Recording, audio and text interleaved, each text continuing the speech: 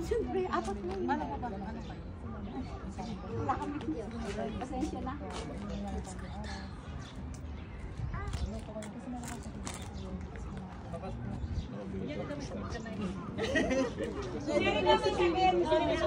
May sakit ako rito, o nga, Pastor.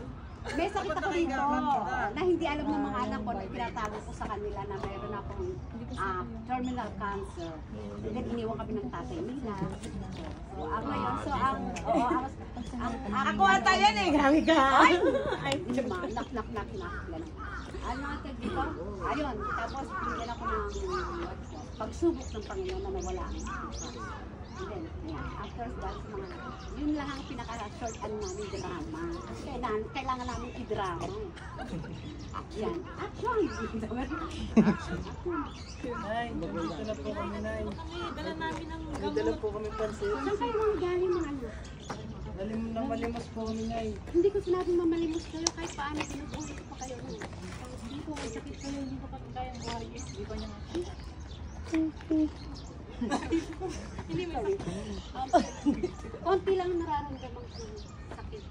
Pero Dala na namin ang pansit. maraming salamat mga anak sa inyong mga tulong na ginagawa sa akin. Pero ako rin may sasabihin sa inyo. Ano po yun, Nay? Dahil iniwan tayo ng tatay nyo.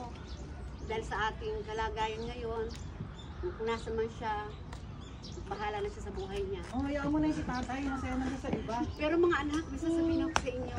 Ano po yun, Nay? Hindi ko masabi.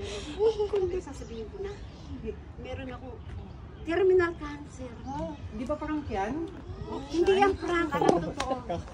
Kahit ako sa sarili ko, hindi ko matanggap na ako ay binigyan ng Panginoon ng ganito. Pero dahil nawalan siguro ako ng tiwala sa Panginoon. Dahil mahabang panahon ako hindi tumatawag sa Panginoon. Kaya ako nabinigyan ako ng ganitong karamdaman. Dahil sa inyo lang mga anak. Hindi ko alam kung anong gagawin ko sa akin yung nararamdaman ngayon. Nay, Pero maniwala ka lang po kay Jesus Christ, Nay, kasi lahat po ng problem natin, lahat po ng nararamdaman natin, isubmit lang natin kay Jesus Christ na siya po ang magbibigay sa atin na hindi ko alam kung may babalik ko pa. Nay, huwag po kayang ganyan, Nay. Huwag kayo mawala ng pag-asa, Nay. Bigat po ang bahala sa atin, Nay. Kahit wala po yung tatay namin, Nay. Kahit iniwan ka ni tatay, maganda ka naman. Makakahanap tayo ng bagong tatay. Makakahanap pa tayo ng bagong Mga anak, hindi ako sa ano. Pero dahil lang sa mga anak, ang pagtitiwala ko sa Diyos ay bibigyan ko pa rin ng pagkataon ng sarili ko. Mahalin ang sarili ko at mahalin ko yan. Ang ganda-ganda mo.